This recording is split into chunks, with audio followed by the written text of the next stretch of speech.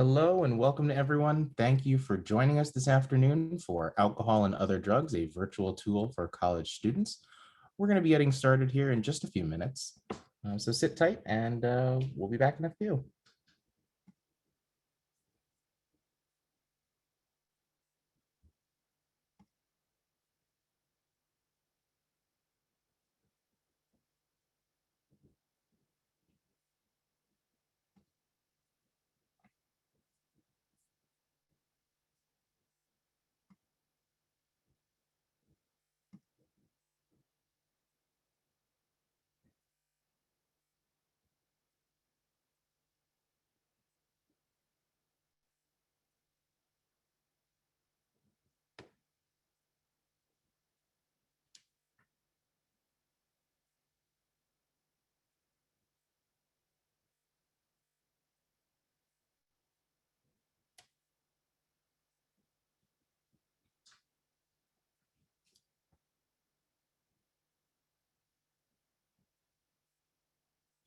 Good afternoon and welcome to everyone on the line.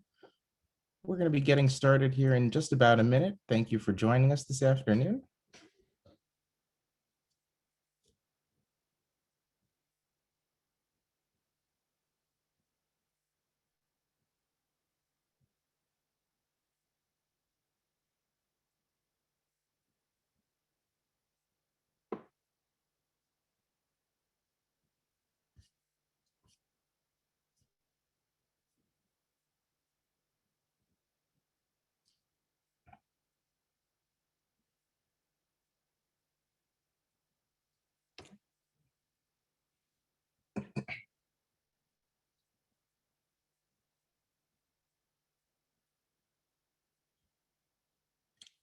All right. Good afternoon and welcome. Thank you for joining us for today's webinar, Alcohol and Other Drugs, a virtual tool for college students. We'd like to start today by taking a quick poll of everyone on the line and getting a sense of how prepared your students are to navigate conversations around alcohol and drug use with their peers. Are they very prepared? No additional training needed? Are they somewhat prepared? They can benefit from additional training. Are they not prepared at all? They have not received any training, or are you not sure? I'm going to launch the poll now for everybody.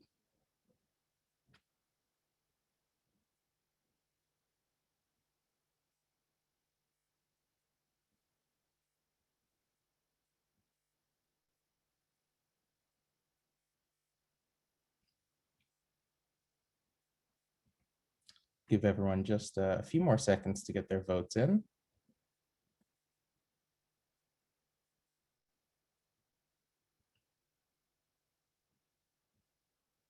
All right, great, thank you. And so I'll share the results with everyone. It seems the majority of people believe that their students are only somewhat prepared and they could benefit from additional training. So we hope that today's information in the webinar is helpful and can give you some guidance in how you can better prepare your students to navigate these tricky conversations. With that, I'd like to now turn things over to Kim Weiland, Head of Product for our Education Market, to kick things off and introduce you to the rest of today's presenters. Thanks so much, Scott. Excited to be with everyone here today. I, as Scott said, am the head of our education vertical in product, and I am joined here today by Brian, who also runs the product side of our education vertical. So excited that you'll get to hear from both of us, and also joined by two of the many amazing subject matter experts who worked on this. So I'm going to turn it over to Brian to introduce himself, and then he'll turn it over to our two other presenters today. Thanks, Kim. You basically introduced me already, but I'm the product owner for Kognito, working on both our higher ed products and our K-12 products. I have been working in ed tech for a long time prior to coming to Kognito. So I'll hand it over to Yoo-Jin. Thank you. Hi, my name is Yoo-Jin. I use she, hers pronouns. I'm currently at Futures Without Violence. as a senior training and technical assistant specialist. And prior to my role here, I was at American University as their coordinator for alcohol and other drug initiatives. And I will pass to Kayce. Thank you. Good afternoon. My name is Kayce Matthews, and I also use she, her pronouns. I am the director of the Coalition for Healthy and Safe Campus Communities, which we refer to as CHASCo. And basically, we're a statewide coalition of institutions of higher ed in Tennessee. And our mission is to assist our campuses in addressing campus health and safety issues. And our primary funding grant helps us to address campus substance use and misuse. And so this is my 5th year serving as the director of CHASCo. And prior to that opportunity, I worked with the Tennessee Coalition to End Domestic and Sexual Violence in addressing campus sexual violence prevention. Thanks so much. So I just want to really quickly talk about our mission. This is where everything that we do comes from. Here at Kognito, we are really driven by this idea that there are conversations that are happening every day, and we can impact those conversations in a way that is going to make a real difference. My background specifically comes in bringing together education and public health and the science of learning, spending years building out trainings for adults. And so I'm really excited to talk about the program today, Alcohol and Other Drug. We're gonna treat this pretty conversationally because we're able to have Kayce and Yoo-Jin with us today, and Brian really representing the many, many people who have worked on this both internally and externally. So we'll give you a brief introduction to why we decided to make this program, what are some of the key learning objectives in our approach, and then we'll actually go through the content and make sure that we give you guys a live demonstration. It's really important for us as well to get to the Q&A. There are many other people who are doing this work every day on this call, and we want to make sure that you guys are able to ask questions, but also be part of this conversation today as well. So to keep us on schedule, we will jump right in.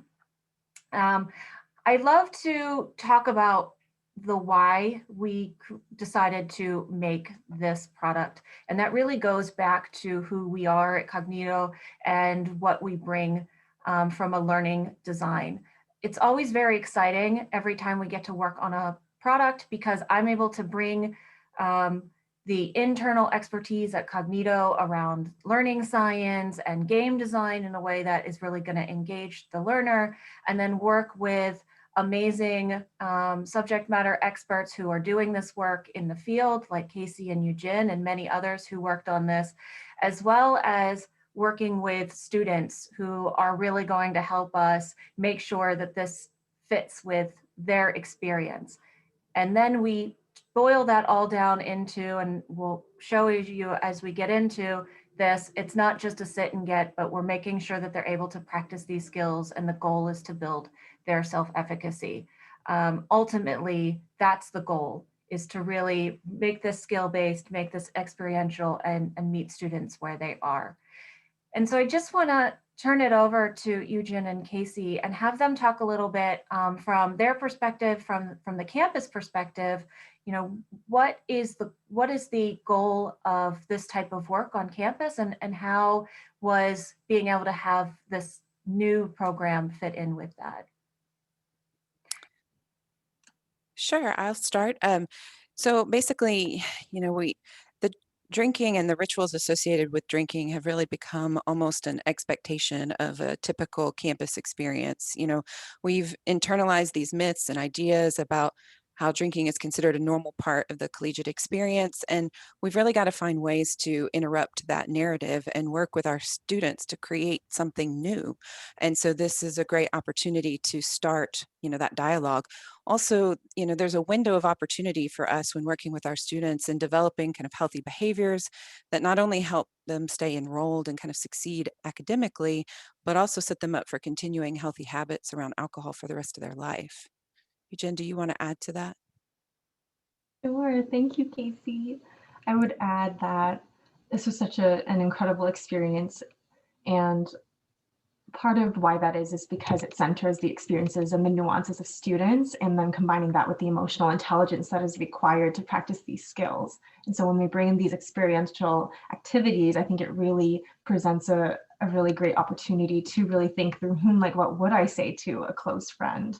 And then highlighting the importance of bringing reality-based drug education. So many of the times my students would tell me that their drug education was close to non-existent or only abstinence-based, right, or shame-based. And we know from research, we know from anecdotal data that that doesn't work. And so putting students at the center and having them be the agents of their own change and values is really important. So let's dive into that. I want to talk a little bit about that from how we work with students to help build this from the ground up. So as I mentioned, we really want to make this more than definition. So obviously it's important to have a shared common language, and there are certain pieces that students need to have as baseline, but really get them into experiential practice in scenarios that they have either experienced or expect to experience. And really our goal there is to give them those moments of reflective thinking and to give them a stronger self-efficacy, that they feel prepared to handle those moments. That is the goal. That is what we are always looking to achieve. So I'm very excited about how that has played out within this program. The other piece is that we always want to make sure that it is going to be evidence-based, it's going to be skills-based, and it's going to meet students where they are. That means that everything that we do is going to be based on evidence-based things such as social norming, bystander skills, values and goal setting, but we're going to put those things within both the what we call didactics, but also the experiential piece. So you'll see how it plays out. Social norming, we actually have embedded in each of the practice scenarios because there is a character who is having a great time and is not drinking. So it's one thing to hear it, it's another thing to be able to see it, because students see it in the media all the time, and now they're able to see it in a different way play out. And then the same thing is really important as we're thinking about meeting students where they are. As you'll see, they get to choose how they're going to go through the paths and pick things that feel realistic to how they would frame or say things. But we've also made sure that it's customized in several different ways to meet the learners where we are. We don't expect that anybody is coming to campus without already some formed ideas as it relates to alcohol and other drugs, some skills already as it relates to these skills. So as we really are always focused on, it's not one path through, it's not one experience, it's really where they are, and it's going to be structured in a way to meet them there. So as I said, our goal is always to make this a conversation while we work with prevention leaders on campuses across the country. We work with our internal instructional designers who are leaders in their field and real students. It is always an ongoing conversation. So many of you may know us as we've been working in higher ed for over 11 years. We've had programs around mental health and other areas, and we're continually growing and expanding and updating our programs because it's an ongoing process. There are always new things that we are learning, new strategies that have been proven to be effective. And so that is part of what we do is continually being a part of that conversation. And the way we do that is to stay engaged as partners with the campuses that we work with within the prevention people that we work with. And they are really the ones driving what comes next for us. What are the updates, all those types of things. So we'll talk a little bit about the end, that we have quite a large portfolio of programs that will continue to expand, but that is our goal and who we are as a company. So I wanna give us a chance to go into the actual program. So it is it's about 55 to 60 minutes, depending on the person who is playing through. They are conversations, so you kind of get to explore that and try different things. So there's and the other piece is that, we wanted to make sure that we were covering all of these learning objectives. So we'll actually talk through how we cover all of these, but you'll see that we want to make sure that we get to the apply stage. It's not just understand, it's actual application of these in real practice scenarios.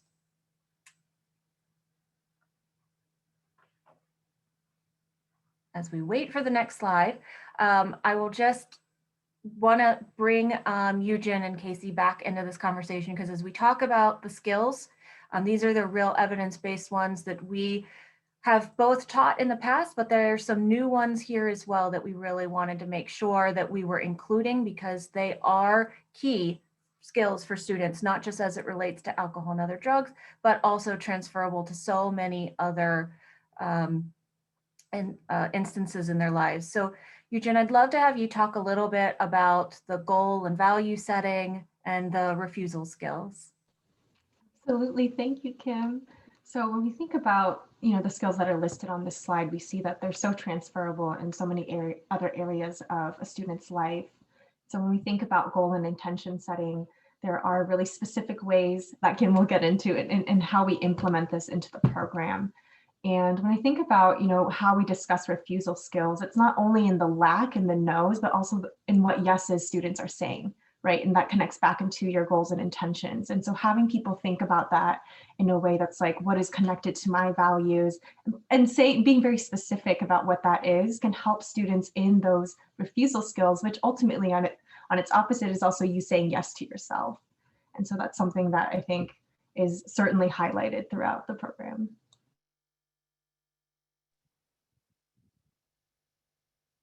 I'm muted. That should be the shirt of the year. You are muted. So thank you so much. The other piece that we also have done in other programs, but pulled it into this program in a different scenario, is bystander skills. And Kayce, you do a lot of work around bystander skills. I'd love to have you talk about that. Sure. So according to Jackson Katz, a bystander is somebody who is present and thus kind of potentially in a position to discourage, prevent, or interrupt an incident. And we know that most people, when they are presented with this type of situation, they really want to do something or be an active bystander. They want to be someone who discourages, prevents, or interrupts, but they don't always know what to do. They need help in kind of developing the skills and the self-efficacy to kind of feel confident when those moments come up. So in this module, students have an opportunity to practice those skills when they interact with a friend who's had quite a lot to drink, and they learn and have the opportunity to practice using what we kind of talk about as the 3Ds method. So the direct, delegate, or distract. And so just, very, quickly, when we are talking about direct, we're talking about talking directly to a person who is at risk to kind of see what they need or to let them know that you're concerned. Delegate is just simply asking for others' help, and distract can be using a distraction or a redirection to try and get someone who's at risk out of that moment or out of that situation. So this kind of 3Ds method offers multiple ways for a person to try and intervene based on their own personality or the specific situation that they're in. And bystander skills are just a really important piece to include here, because this practice really helps to build our students' confidence in their ability to help a friend, and it can really be applied to all different kinds of situations that they may experience. And active listening, we have MI short here, but MI is an evidence-based communication skill, and we frame it as active listening. And the goal here is, and we do this in all of our programs, and again, this is something that students ask for. They want to be able to support a friend who may be in distress. We'll talk about how it plays out within the scenarios in this program, but active listening, things like, asking questions instead of giving it advice, and really being there and knowing how to listen empathetically. Those are core skills, again, that are transferable, which is why these skills are in every single one of the programs that we do. And they are specifically skills that students ask for. So we're going to get into more when we get to that section, but that is something that is core, as I said, all of these as you look through them, they are all conversation skills, which is why they lend themselves so well to these practice scenarios. I want to jump into the next section and talk a little bit about our learning model. Brian, who is, as he said, has been in ed tech for a long time, brings a lot of expertise around this, and I'm going to pass it off to him to talk about this. All right, thank you, Kim. So this is just a high-level overview of the full scope of the content of the program. So we're split into 5 different modules. The 3 modules in the middle kind of follow a continuing storyline of a few of the characters.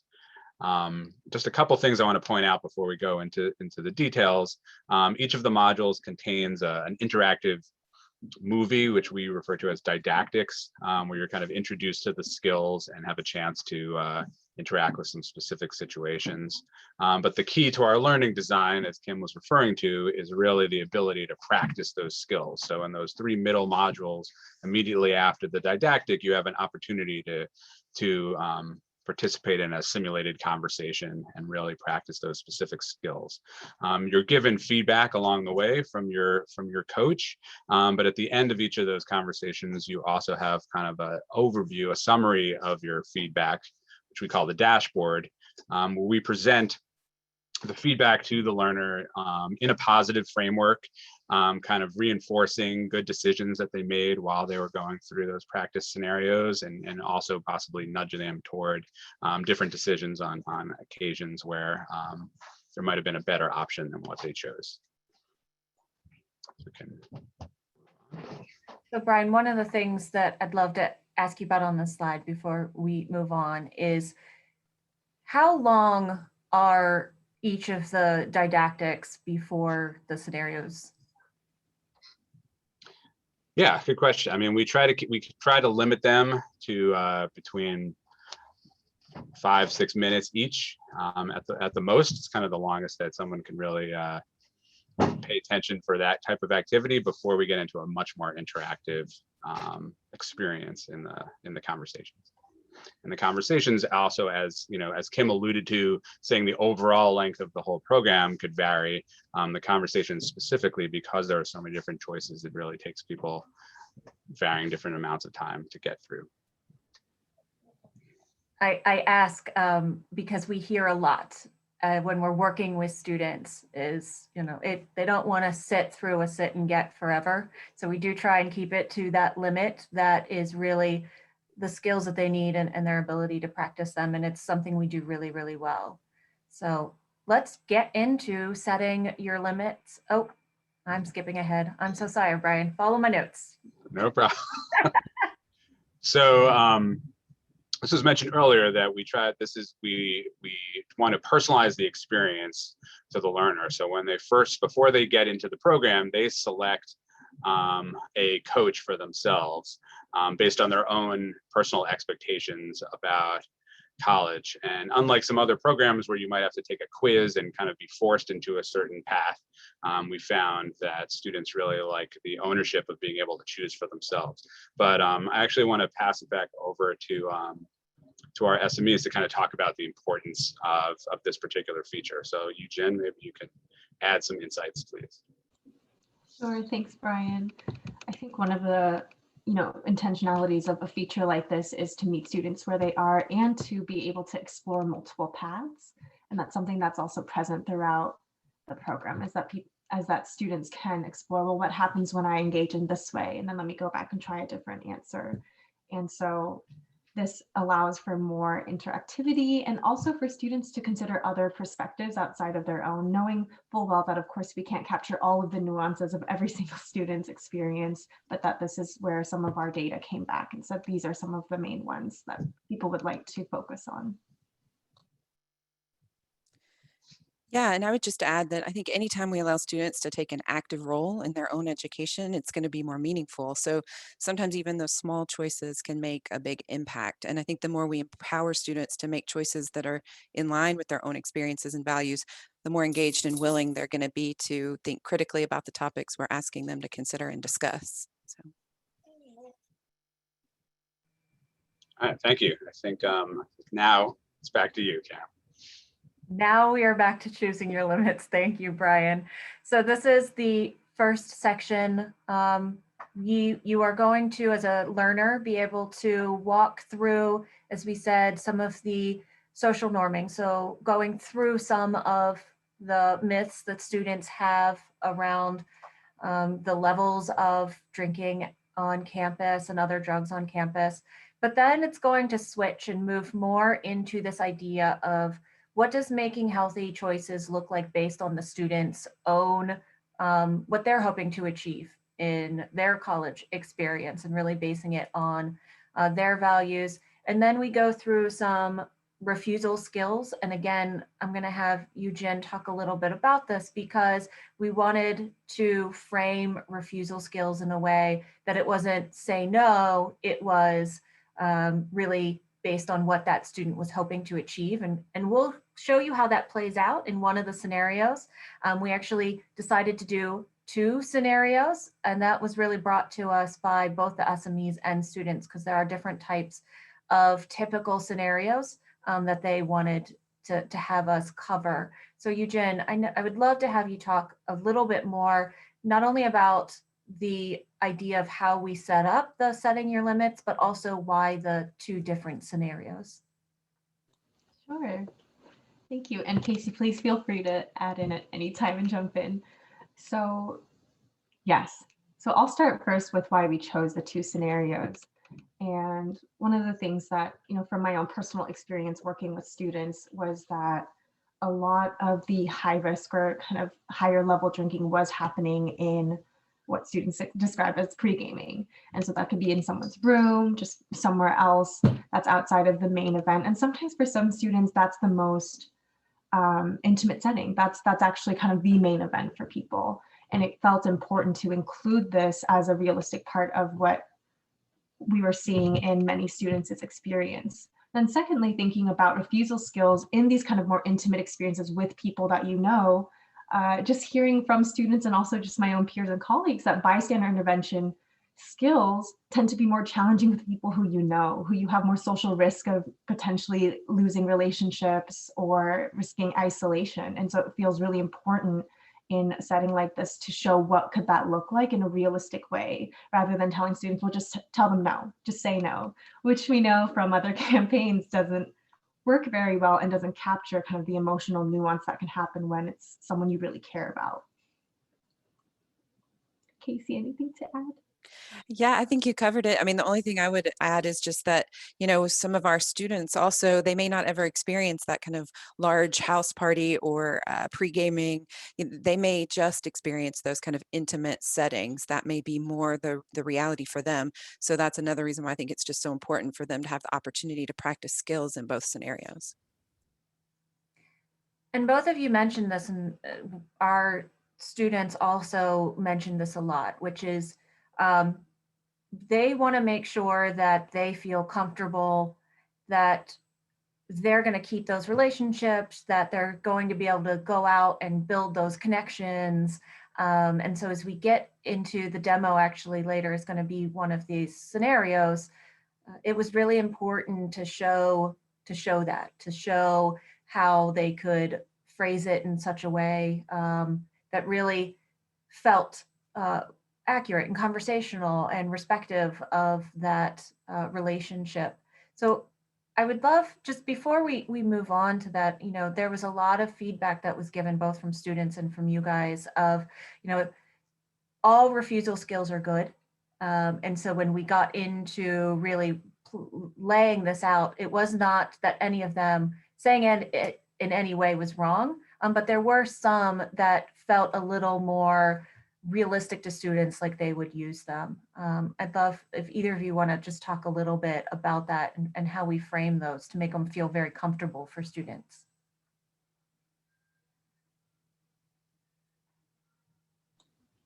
Sure. So one of the things which is one of my favorite parts of being a part of this process, is thinking through directly conversationally what students might say. And that's one of the things that students would come to me as well, saying, well, what exactly can I say to my friend so that they know I care about them, but I want them to get help. So part of this modeling and showing the different kinds of interactions, you'll see that they're specific, and the intention was there for it to sound like it's coming from a student rather than from, for example, a counselor or an adult. And that was important to show that this is, again, centering the student experience and being realistic to what might a student say. And so it's not going to be completely polished all the time. And it's important to show that, because it's part of bystander intervention, especially with someone who you care about, is that it is a vulnerable process. I think it's important to capture that and show what can happen as a result, and to capture that experience. Anything to add, Kayce?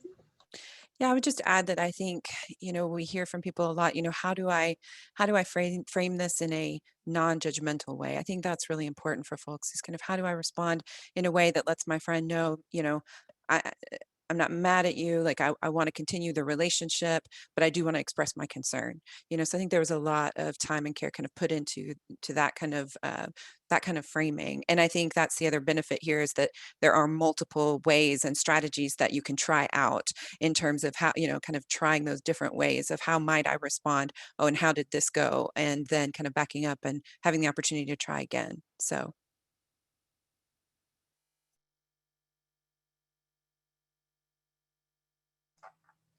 Muted. Our goal is really, as both of you have said, to make students feel comfortable in those moments that they know what to say. And so that is the feedback that we get over and over again when we look at self-efficacy outcomes. Do students feel more comfortable and more prepared in these conversations? So let's talk a little bit about the next section. I'm going to pass it off to Brian to talk about. Yeah, thank you. So this next section, looking out for a friend, so kind of follows, this happens a little bit later in the party as far as the story. Your friend Charlie has been drinking a lot, and this is where you really get a chance to practice those bystander skills that Kayce was talking about before.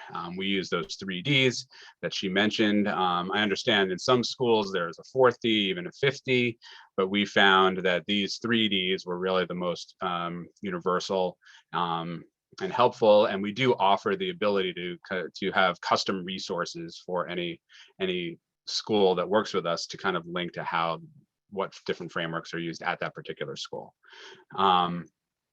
We actually even use these same 3Ds in our sexual misconduct product, and I actually want to get Yoo-Jin and Kayce to talk a little bit more about kind of the transferability of these skills and how they do apply well beyond the scope of this particular product. So Yoo-Jin, would you like to start again? Sure, thank you.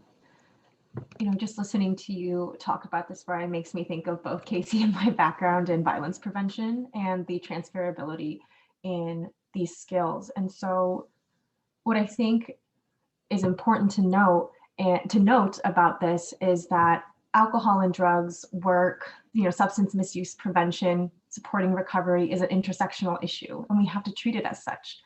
And so when we think about the ways of sexual misconduct and sexual assault cases on college campuses, we do have to understand the role and the relationship of alcohol and drugs. And so when we have these kind of complementary programs, bringing in the 3Ds, bringing in, emotional intelligence, bringing in experiential learning, I think it's critical. And another way of combating what students often describe to me as, I just click through and do it because it's a mandate. I think having a program like this can really challenge what's being spoken at rather than spoken with, and being a partner in their learning. Yeah, I think the bystander intervention, like I mentioned before, it's kind of that moment where you have that opportunity to interrupt or disrupt, and those opportunities can happen in so many different facets of our life. So it could be trying to help someone, who's in a high risk drinking situation, but it could be trying to help someone who may be at a high risk for sexual assault, even in addressing things like harassment that we may see on the streets. Like, there's so many different ways that bystander intervention can be applied, and I think that's again just why it's such an important skill. One thing too that I think is interesting about the 3D method is that so many people have a tendency to respond in a particular way. So when we give options for people to explore in terms of, are you most likely to directly respond or delegate or distract, we kind of give them some freedom to explore these different roles. Whenever I've led sessions on bystander intervention, I'll kind of ask people, what do you think you're most likely to do? And most people know right away, like, I am more likely to direct, to directly intervene, whereas others are like, there is no way that I'm going to directly intervene, but I could delegate, so it kind of gives this continuum of opportunities to explore, which I think just kind of lends to the versatility of the strategy altogether. So. Thank you so much, Kayce. I want to just play off of that a little bit, because one of the things that we focused on within the didactics is that while you get to practice all three of them in the practice scenario, to your point, you don't have to use all three of them in real life. Use the one that feels right, or use the two. Do what feels right for you, do what feels safe. And so really making sure that they have those options. And again, when the moment happens, the more prepared we can have students feel, the more it feels second nature. So I want to look at one more piece on recognizing a pattern, and I'm going to pass it back to Brian, and then we're closing in on the demo. Sure. So this is kind of the end of the continuing story. It's kind of the next day. You're kind of talking to your friend Charlie about his drinking. Our goal here is really kind of to normalize this conversation. This type of helping a friend scenario is probably the most common scenario that we include in almost all of Kognito's products. Really just dealing with that difficult conversation and using those skills that Kim talked about before early on in terms of active listening and other MI type skills. I want to make sure we're clear that we are not expecting the learner to be a counselor and to make sure that Charlie is actually changing, but it's really getting him to open up and kind of making resources available to him known.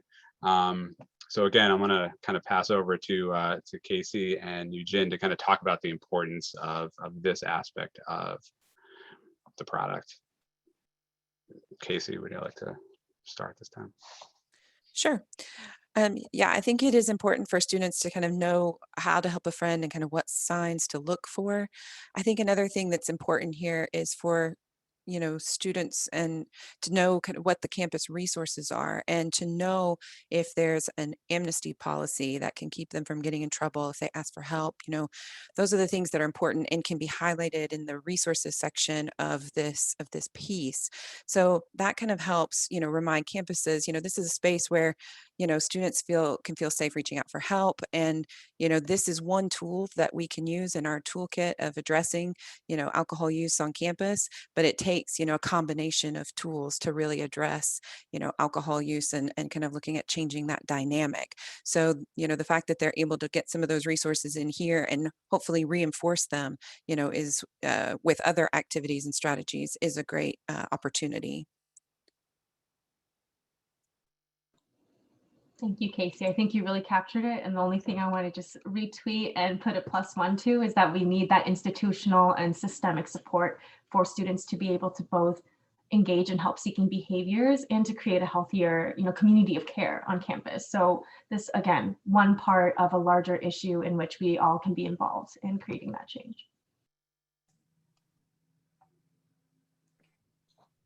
And so the very last part of the program is we close it out with a section around goal setting. This really brings it back around to where we started, which was what is the student, what is their goal, what are their limits that they want to set for themselves. So really, again, based in the positive. We heard a lot from students that this was a really positive way to end, that they felt that this didn't tell them what they should be doing, but gave them the opportunity to really set that for themselves. We used SMART goals because that is something that a lot of students, if they didn't already have some experience with it, many of them did, it really was a really realistic way for them to sort of build that out. And it's a great strategy they can use in other places. So we're really just highlighting it in one way here, and then they are able to use that over and over again. So I want to jump into the demo, and we've talked a lot about these experiential learning simulations and the ability for students to practice and use reflective thinking. But until you see it, can't really see what it looks like. So we're going to do a quick one. It is running through Zoom, so there might be a slight delay as we are going through it. But if anybody wants to see the demo, we will have information at the end, and you can actually get the link and go through it yourself. That's what I'm talking about. Let's get it. Okay, I see some people dancing, beer pong, or we can just chill on the steps for a bit. What do you want to do? So as I mentioned, we see these skills as transferable. We know that we wanted to put it in a setting of a party because it's something that students and others have said they think maybe this will be part of their experience in college. And so they wanted to see how that might play out. As we mentioned, also, this is not something that we want them to think it's only at a party. So there are several messages throughout about these being transferable. Obviously, we needed to add one around safety and COVID-19 as well. But the ability to practice in different ways, and you'll see, we mentioned the ability to play a drinking game. That was one that students definitely brought to the forefront, and others. So we're going to actually try out one of the drinking games. We're going to try beer pong. And in this, they're going to be able to see them practice some of these refusal skills. It sounds like beer pong. I see what you did there. Want to set up? Yeah, but I'm definitely not going to drink out of the cups that the ball has gone in after being on the ground. And I don't want to drink like 6 beers. We wouldn't play with 6 whole beers, but that's fair. We can put water in the cups and then just drink beer on the side. So we'll go to talk and we will pick our option, and you have lots of different options. So as we mentioned in the part right before this, you actually would have gotten to set your limits. So you would have said, I don't want to drink it all tonight, or, I just want to drink 2 drinks tonight.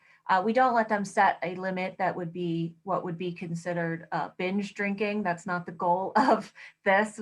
So it's, they can set a reasonable limit for themselves. So let's assume that we've set a limit that is reasonable, and we're not going to say no. We're going to say, I'm down, but I'm only going to drink some of the time.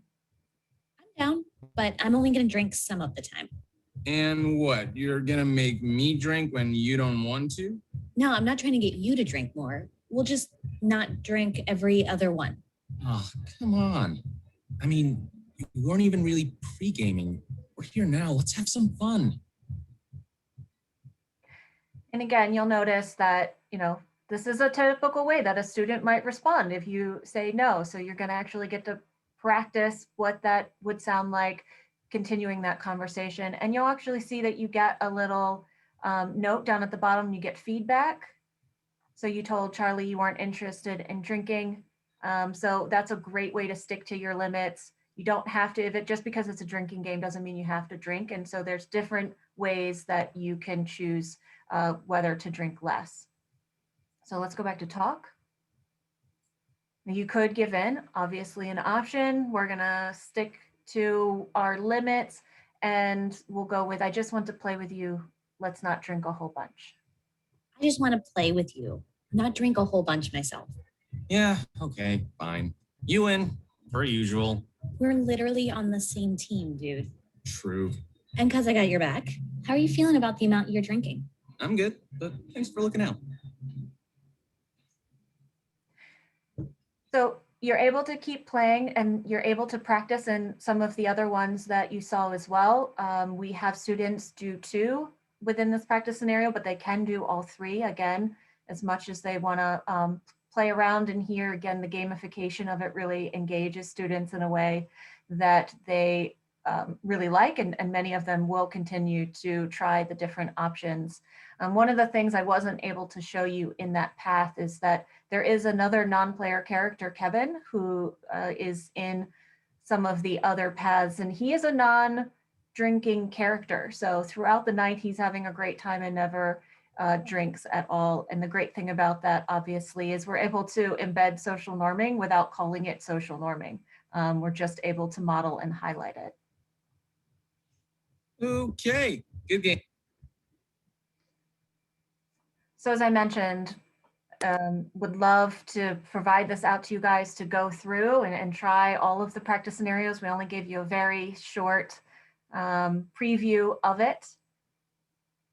But there are, as we mentioned, actually four practice scenarios throughout the program.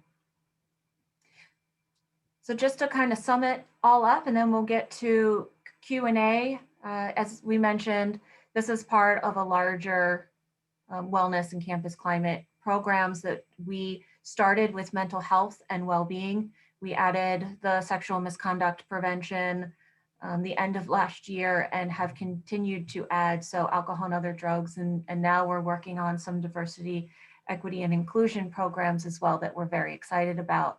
But the reason we continue to make these is because when we work with institutions of higher ed, the ability to put in these practice scenarios and really enable students to up their skills, that's the goal. And that's why we continue to make them, and we continue to partner with people like Yoo-Jin and Kayce to really help us get that right, and students to help us really know what's going to meet them where they are, what's going to engage them, and what's really going to move the dial on those promoting healthy behaviors. So before we move to questions, I want to give Yoo-Jin and Kayce just a second to kind of wrap up any last thoughts that they may have as well. I think I would just say that, you know, I really appreciate the interaction and the skills-based, you know, focus of this. And I also like, you know, again, just to reiterate that there is a continuum of experiences portrayed, you know, from the person who's not drinking at all to, you know, the person who's engaging in high risk behavior, but also that kind of risk reduction kind of person there in the middle who's exploring what that looks like. So I just think there's a lot of opportunity here to explore, and really appreciate the product. So. Yes, and what I would add is I really welcome any opportunity to practice out values in a real way, right? So practicing out bystander intervention skills, practicing out vulnerability that comes with that, thinking about goal setting in a very tangible and real way, and feeling some of that emotional growth and discomfort that can come with that. I think there's nothing more valuable. And I'm really excited. I'm excited to be here, so thank you. So I will just mention, because this is a somewhat uncomfortable conversation, it is helpful for these safe practice scenarios for students to do it. And we wanted to make sure that we had one for high school as well, because that's another age group where they are really beginning to think about how they're going to handle these situations and how they're going to think about making that decision, again, based on their own values, their own goals. And so we actually, just as we were building this one, built one for high school as well, a next level before this one of prevention. So in those scenarios, obviously we are not showing actual drinking. We're not setting the limits at drinking. We're really bringing that one step farther up the prevention level, which is, okay, as you're beginning to think about these decisions, you know, what's going into that decision making. And again, it's all based on students being the coach for that. So within that program, it's a student talking to a student instead of a teacher or a parent telling them. So I'm very excited that both of those are coming out at the same time. Big thank you to Brian, because he worked on both of those as well. So if you have any questions about either of those, you can talk to either Brian or I. We do have the info@kognito.com information there as well. So any questions that you have that we aren't able to answer today, please know that that is a great way to contact us. So I am gonna open it up to questions. I have not actually had a chance to look to see if there are any incoming questions. Hey, Kim, we have quite a few questions here. Thank you to all our presenters and everyone on the line. First question we have here is around availability. When will this simulation be available? And if we already use Kognito trainings, can we combine this with other trainings in our portfolio? The great news is that the program is available now. We just released, I guess, Brian, correct me if I'm wrong, it would have been just a couple weeks now since it went live. And yes, the idea for those who want to bundle, absolutely, that is something that we would love to talk to you about. Great, thank you. Is it possible to demo or trial this program on my campus? Again, easy. I love answers I can say quick yes to. The answer to that is yes. And then if you want to contact us at info@kognito.com, we will connect with you about what that would look like. Thank you. We have a couple questions here about choosing your own pathway. So if you could just give us a little bit more information about how the learning path is tailored to the student as they pick the level of drinking they're most comfortable with. Absolutely, I can answer that, but so can Brian, who worked a lot on those different paths. So I'm going to pass it over to him to give us a little bit more background on that. Sure. I mean, it all, while the conversations that you have that you're picking yourself, they are the same regardless of which coach you choose. But when you choose the coach at the beginning, it modifies the didactics. So the information you get and the way that the coach is talking to you about their own experience should reflect that choice that you made. So it matches your expectations a little more. But regardless of which path you take, you're learning the same skills and having the opportunity to practice the same skills. Yeah, and as Brian mentioned, if you choose the I'm a non-drinker or a very limited drinker, then the coach is gonna speak in a way that you relate to and relates to that experience. And if you choose the next path up, which is going to be a little bit more of, I do want to go out, I do want to experience what college has to offer from drinking, but I plan to probably do that within set limits and those kinds of pieces, that mid-level, it's going to relate to that. And if you say, especially the path where more extensive drinking and they want that to be part of their experience, it's going to relate to that. And again, all of the nudging is positively framed, but we do want to try and bring any negative behaviors that somebody might have in any of those higher level paths, sort of positively nudge them towards more positive ways to engage with alcohol. And we say alcohol and other drugs. We do mention other drugs within the didactics and scenarios, but the goal here is that it's mostly focused on alcohol and the other pieces are transferable to those other drugs as well. Great, thank you.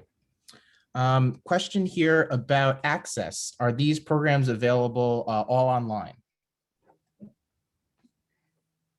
Great question. Yes, they are all available online. So everything here is set to be able to be done with fidelity. So while each of the paths is different, it's created in a way that everybody can take this online. They can have that experience that meets them where they are, but it's done with fidelity. And we track those self-efficacy outcomes for everyone. So schools are able to see at an aggregate level what that looks like. They're able to track the admin of this so that everything can be done online. for those who want to have a more online plus in person, we do have for our mental health piece already discussion guides and those that go along with it. And we are finalizing the ones, the discussion guides that can be used for this product as well. Great. And where can we get more information on the cost of the program for universities or systems? That's a great question. So I, on the product team, would pass you to one of our partner people. So if you connect with us at info@kognito.com, we will connect you with somebody who will determine which of the programs you want to use and how you want to use them and give you the appropriate pricing. All right, thank you. And I believe that's all the questions we have here today. I want to thank everybody on the line for joining us today. I want to thank our presenters for participating in today's discussion and give you all just a minute to close out final thoughts. Yeah, thank you so much, Scott. I just want to say thank you again. As I said, I am so lucky and I'm thrilled that this is what I get to do for a living. I get to work with our amazing internal experts in game design and learning design. And then I get to work with people like Kayce and Yoo-Jin who bring so much of the passion for the work that they do every day on campuses and with students, and combine that into something that we know engages students in a way that is they feel is a good use of their time, is giving them something useful, and is really helping them make these decisions and giving them agency in how to handle these situations. So I feel so blessed again, Yoo-Jin and Kayce and Brian, for getting to work with you on this project. And thank you for being with us today. And if I will let Brian just say anything he wants to say, thank you wise, and we will close it out. Yeah, not much to add. I kind of concur with everything that Kim said. We had a great group of subject matter experts on this project that really helped make it the great product that it is, including Yoo-Jin and Kayce. And as Kim had mentioned earlier, we also throughout the process engaged with many college students and got their feedback along the way as well. And that was really exciting to talk to them and have them shape this project as well. So I'll thank everybody for their time today.